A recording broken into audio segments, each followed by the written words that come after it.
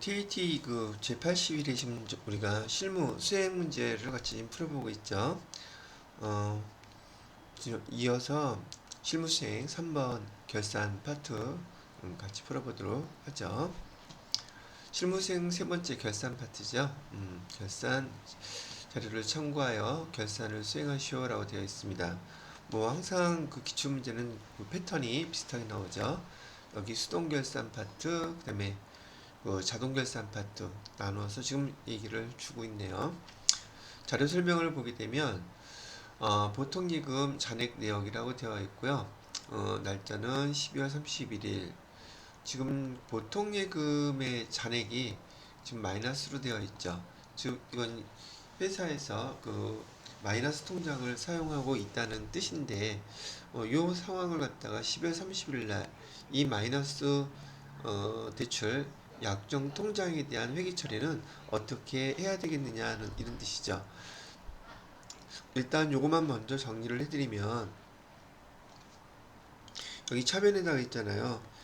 지금 보통예금 통장에 잔액이 마이너스로 돼 있으니까 보통예금의 통장에 얘를 0으로 만들어줘야지 돼요. 왜냐면 통장에 원래 마이너스라는 금액이 있으면 안 되니까 기말 시점에서 얘를 보통 예금 통장에다가 뭐 거래처는 은행 써주셔야 되고요. 1,530만원 이렇게 입금을 해준 것처럼 플러스를 해주고, 대변에다가는 얘는 사실 그 마이너스 통장이라는 것은 대출 약정을 통해서 잔액이 없음에도 불구하고 우리가 일정한 금액을 뺐을 수 있는 그런 것을 뜻하잖아요. 얘를 일종의 그 금융기관에서 돈을 빌린 것으로 보는 거예요. 그리고 장기간 빌리는 게 아니라 단기간, 그래서 단기 차입금이라고 써주셔야지 돼요. 단기 차입금에 기업은행이라고 거래처 써주시고요. 1,530만원 대변에다가 똑같이 써주시면 여기 수동결산에 대해서 보통예금 통장이 마이너스 통장일 때 마이너스 나와 있는 상황을 결산일 시점에는 이렇게 회계 처리를 해주면 된다. 이렇게 정리를 해두시면 될 거예요. 뭐 내용은 그닥 어렵지는 않죠. 자, 그래서 이 내용을 갖다가 일반 전표 입력해서요.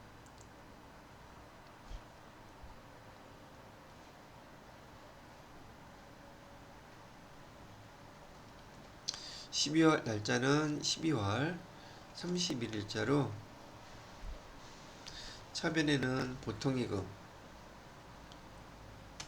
해주시고요. 그 다음에 거래처는 기업은행이라고 했죠.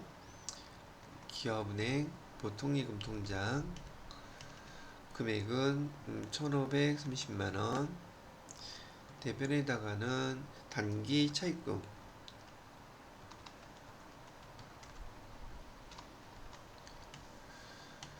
거래처 똑같이 써주셔야지 돼요. 돈 빌린 곳 기업은행 보통예금 통장으로 1,530만원. 예, 이렇게 입력을 해주시면 요 결산, 수동결산 파트에서 단기 차입금 계정으로 대체하려고 한다. 바로 이런 뜻이란 얘기죠. 자, 이렇게 해서 결산 정리분계 수동결산은 마무리가 됐고, 이번에는 두 번째 거 결산자료 입력에 의한 자동결산이라고 되어 있네요. 그것도 해보도록 하죠. 자, 결산자료 입력에 의한 자동결산 중에서 첫 번째 문제는 무형자산 내역이 있는데 소프트웨어래요. 자산 코드, 자산명, 취득일, 취득가액, 그 다음에 상각 방법, 내용연수, 용도 다 써있네요. 자, 뭘 요구하나 봤더니 고정자산 등록 메뉴에서 소프트웨어에 대한 감가상각비를 계상하고 결산에 반영하시오라고 되어 있죠. 그럼 요거 첫 번째 문제부터 해결을 해보도록 하죠. 자, 고정자산 등록이라는 메뉴 여기 있죠. 요거 클릭해서 열어보시고요.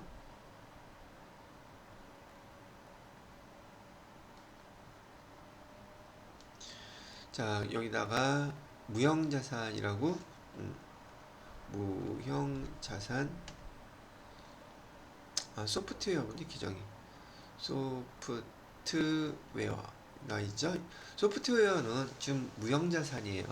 무형자산에 대한 것을 우리가 지금 입력하려고 하는 것이고요. 코드 번호는 100번이라고 입력해 달라고 했고요. 그 다음에 자산은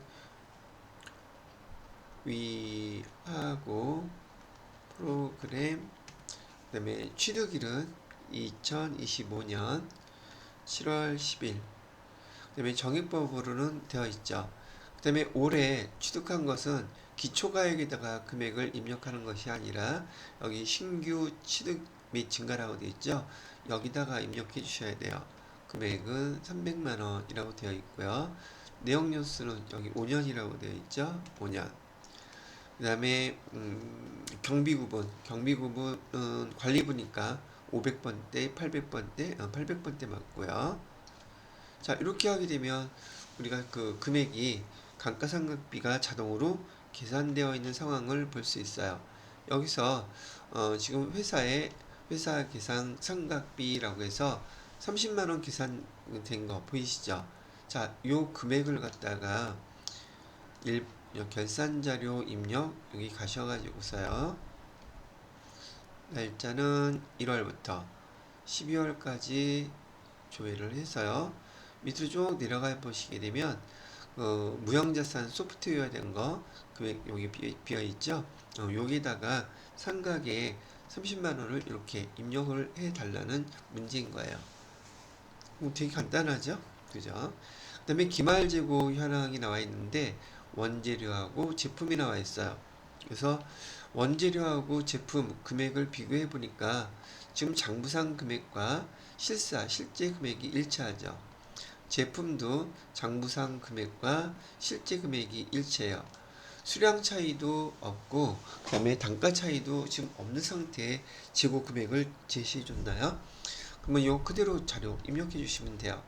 기말 원재료 재고의 금액 위로 올라가서 기말 원재료 재고의 요 자리에다가 1760만원 이렇게 입력해 주시고요.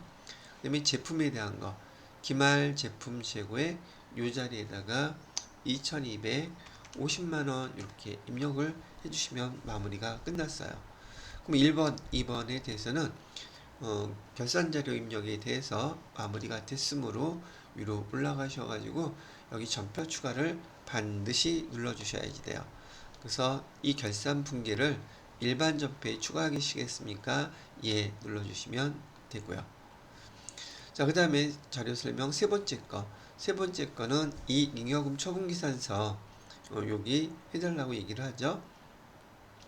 자, 그러면 얘도 불러다가 일단 주어진 자료 하나부터 해결하고 넘어갈게요. 이익잉여금 처분기산서 여기 결산 자료를 우리가 입력을 했기 때문에 그 결과까지 포함한 내용을 받아갖고 오려면 여기 아니오라고 눌러야지 돼요. 자, 이런 결과를 이제 불러왔고요. 단기에 처분 예정일 2026년 3월 22일 입력해 주고요. 그 다음에 전기의 확정일은 2025년 3월 20일 이렇게 입력해 주시면 되는 거예요. 자, 그 다음에 수행과제에서 여기 자료 설명에 해당 건 입력했으니까요. 결산을 완료하고 결산은 옆에 수동결산, 자동결산 두 가지를 얘기하는 것이고요. 이익잉여금 처분기산서에서 여기 지금 날짜까지 입력했죠.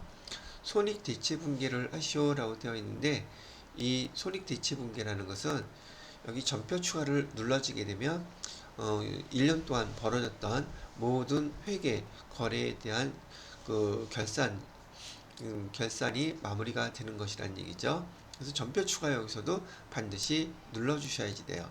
그래서 일반 전표에 5건 추가되었습니다. 이거 확인 눌러주시면 되고요. 자, 이익잉여금 처분 내역은 없는 것으로 하고 미처분 이익잉여금 전액을 2월 이익잉여금으로 이월하기로 한다. 어떤 분들은 여기 미처분 이익잉여금하고 2월 이익잉여금이 무슨 관계가 있는 건지 또 잘 모르시는 분들이 계시더라고요. 간단하게만 일단 설명을 드려볼게요. 여기 지금 이익잉여금 처분기산서에 있는 이 당기순이익하고요. 정기월 미처분 이익잉여금 요 두 개를 우리 주주총회에서 배당을 할 수 있어요. 배당이라는 것은 여기 말로 친다 그러면은 처분할 수 있다는 얘기예요. 이 잉여금을 2개 더한 금액 있죠. 이 금액을 처분할 수 있는데 아직 주주총회를 통해서 처분되지 않은 미처분 이익잉여금이 이 2가지 금액을 합친 금액, 바로 이 금액인 거예요. 이 금액을 만약에 처분한다 그러면 여기 처분액이라고 했죠. 이익잉여금 처분액, 대표적으로 처분의 대표적인 것은 여기 주식 배당이나 현금 배당이 대표적인 처분 내역이에요. 근데 문제에서 처분 내역은 없는 것으로 하기로 했어요. 주주총회에서 처분한 내역이 없으니까 아직 처분되지 않은 이 잉여금은요, 다음 해로 이월된다는 얘기예요. 미처분 잉여금이 더 이상 처분되지 않고 다음 해로 이월돼서 2월 잉여금이라는 용어를 사용하게 되는 거예요. 2월 잉여금이라는 계정으로 사용되게 되는데, 이 계정은 어디로 가게 되느냐면 재무상태표로 가는 거예요. 금액은 똑같은 금액인데 미처분 이 잉여금 처분계산서에서는 미처분 이 잉여금이란 용어로 사용이 되고, 예간전 모든 그 결산 마감을 하면서 이를 갖다가 다음해로 넘겨줄 때 2월 이 잉여금이라는 명칭으로 재무상태표로 가게 된단 말이죠. 그래서 요 12억 761만 2,010원이 재무상태표에 가 있는 걸 일단 확인해 보시면 되는 거예요. 여기 재무상태표 클릭해서 보시게 되면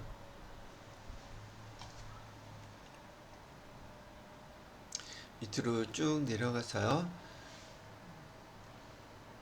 여기 보시면 미처분 이익잉여금이라고 해서 그 잉여금 처분계산서에서 마감되었던 그 금액이 여기 이익잉여금으로 이렇게 넘어와 있는 거 보이시죠? 여기서도 미처분 이익잉여금 용어는 그대로 사용되고 있지만은 재무상태 12월 31일 기말에 재무상태표에 이 잉여금 계정 밑에 있단 말이죠. 그 얘가 내년에 다음에 기초로 2월 이 잉여금으로 넘어가기 때문에 여기 재무상태표에서의 명칭은 2월 이 잉여금으로 이월할 것이라고 이렇게 말이 나와 있는 거예요. 같은 말이다라는 뜻으로도 이해를 할 수는 있다는 얘기죠. 여기 2월 이 잉여금에 포함되는 거예요. 자, 요 정도까지 설명을 해 드렸으면 여기 결산과 관련돼서 자료는 다 입력이 끝났고요. 그 다음에 우리한테 필요한 실무 수행평가 여기 질문에 하나씩 찾아보면서 답을 해보도록 하겠습니다.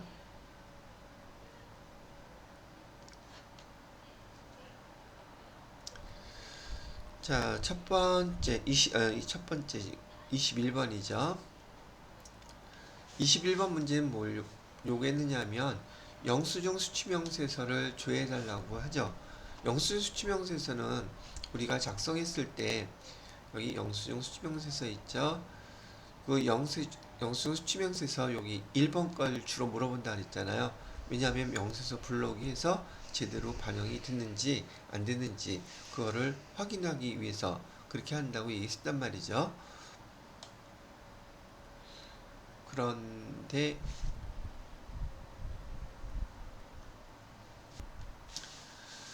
그래서 명세서 불러오기를 해가지고 여기 명세서 제출 제외 대상에 해당되는 이 금액이 반영되어 있는 거, 요거에 대한 질문을 한 거예요.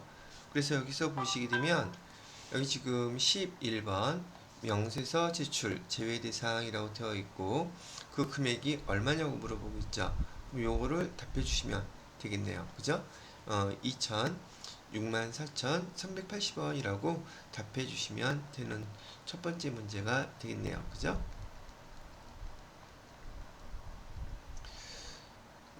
됐고.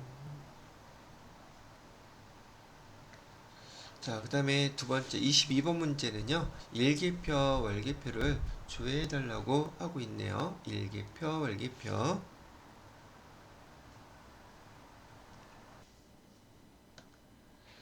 자, 22번 일기표, 월기표를 보도록 할게요.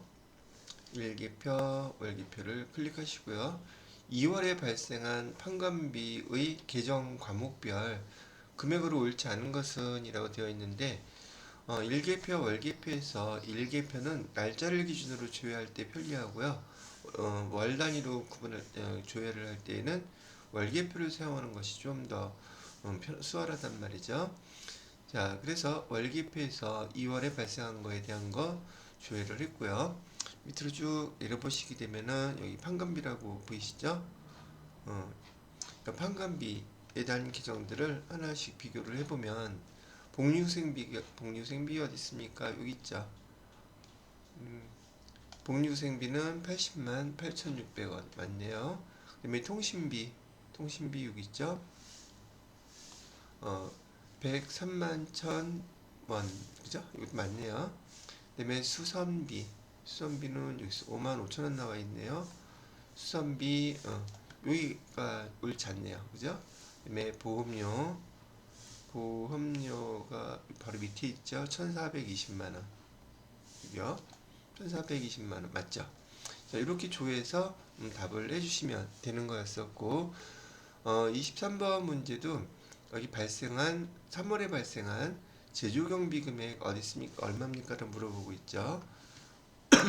그러면 3월달로 월을 바꿔주시고요. 밑으로 내려가 보시게 되면 여기 제조경비라고 써 있는 거 보이시죠? 제조경비 금액은 935만원 935만원이라고 답해 주시면 되는 거네요. 그죠? 자, 그 다음에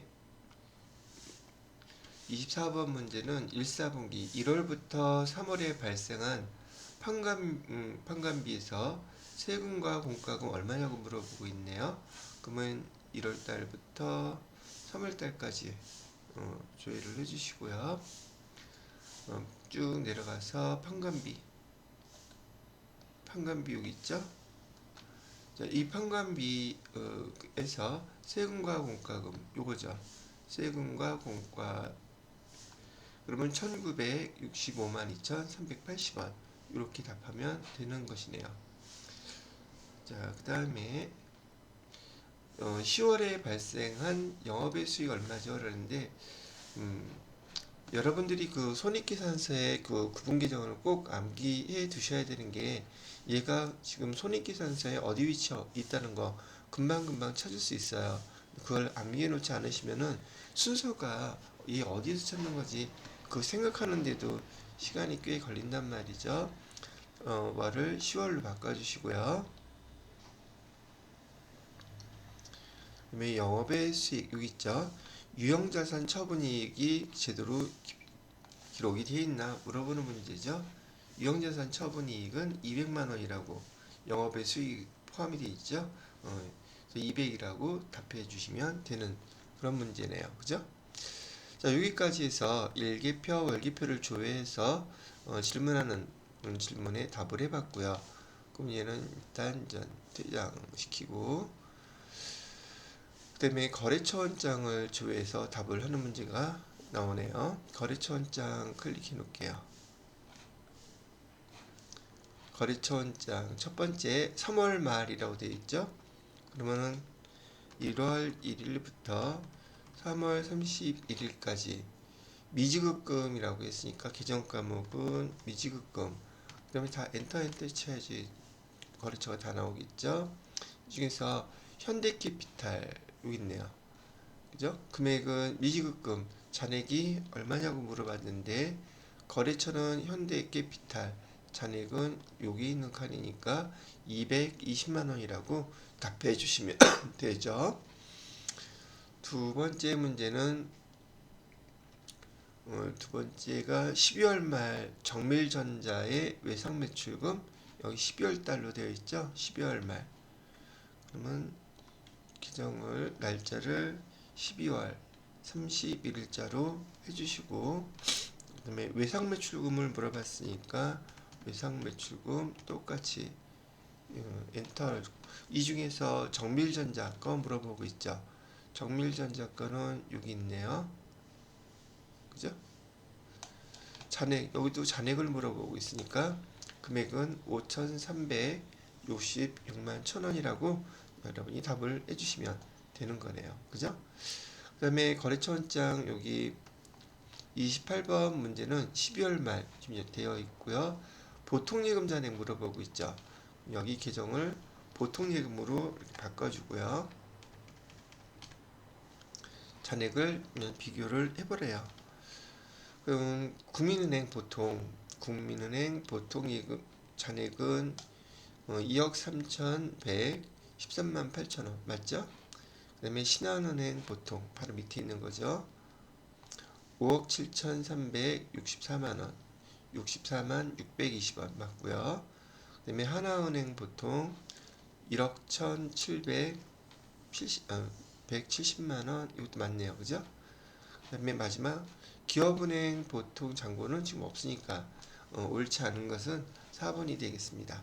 이렇게 조회해 주시면 돼요. 그 다음에 29번 문제하고 30번 문제는 학기 전에 기산표 조회하는 거네요. 거래처 원장도 끝났고요. 자, 그 다음에 결산 재무제표에 보시면 학기 전에 기산표 있어요. 예, 클릭해서 답해 주면 되겠죠. 학기 전에 기산 2월 말로 물어보고 있어요. 2월 말. 자, 2월 말 투자자산 합기 투자자산은 비유동부채 유동자산이니까 여기 투자자산 나와 있는 거 보이시죠? 여기서 해당되는 금액은 2억 1,280만 원. 그래서 여기 투자자산 잔액이 얼마입니까? 물어본 거에 대해서 투자자산 2억 1,280만 원. 요거를 답하시면 되는 것이고요. 자, 그 다음에 30번 문제는 10월 말 차량 운반구라고 되어 있네요.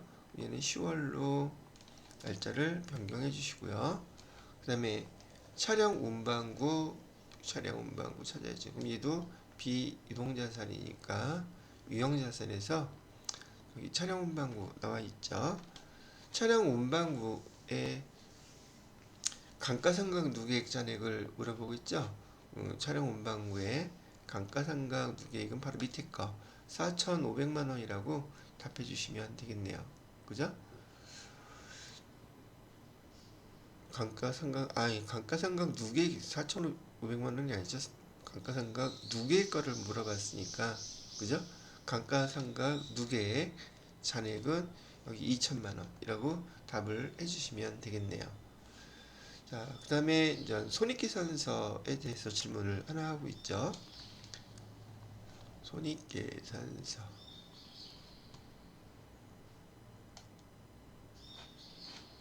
손익계산서에서 12월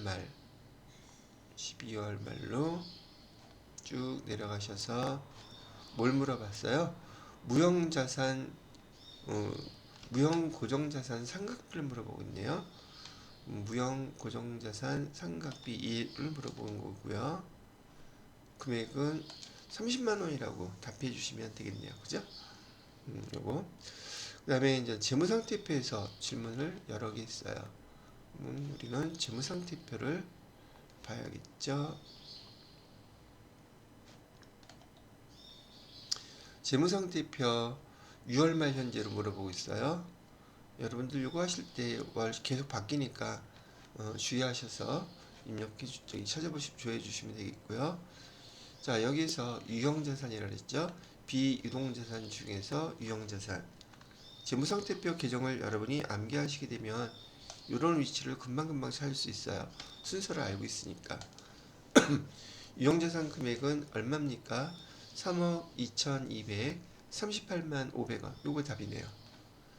두 번째로는 단기차입금 금액 물어보고 있는데 12월 말로 물어보고 있어요. 12월 말로 해주시고요. 단기차입금은 부채죠. 그래서 여기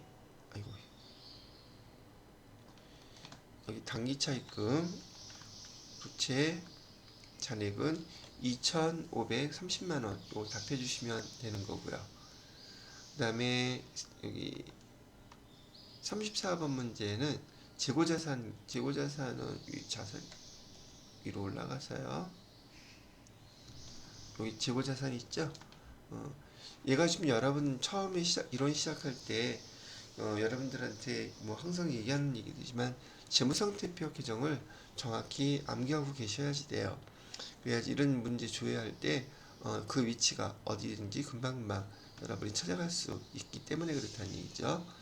재고자산 금액은 4,010만 원이라고 답하시면 되는 거네요. 자, 그 다음에 35번 문제. 35번 문제는 재무상태표 조회에서 12월 말에서 2월 이익잉여금, 미처분 이익잉여금 물어보고 있죠. 여기 미처분 이익잉여금 12억 760 요거 나와 있는 거 12억 761만 2,010원 요거네요. 2번 이렇게 선택하시면 되는 거예요. 자, 이렇게 해서 여러분들하고 결산 문제하고 그다음에 재무상태표 아니 결산 문제와 재무회계 관련된 그 우리 평가 문제 한번 쭉 같이 다 풀어봤어요. 자, 여기까지 결산 그다음에 평가 문제 마무리를 하고 요 다음 문제 근로소득 관리 요 파트는요 제가 동영상을 잠깐 멈춰놓고 멈춰놓은 게 아니라 끊고 요 파트만 근로소득 관리 파트만 별도로 녹화를 하도록 하겠습니다.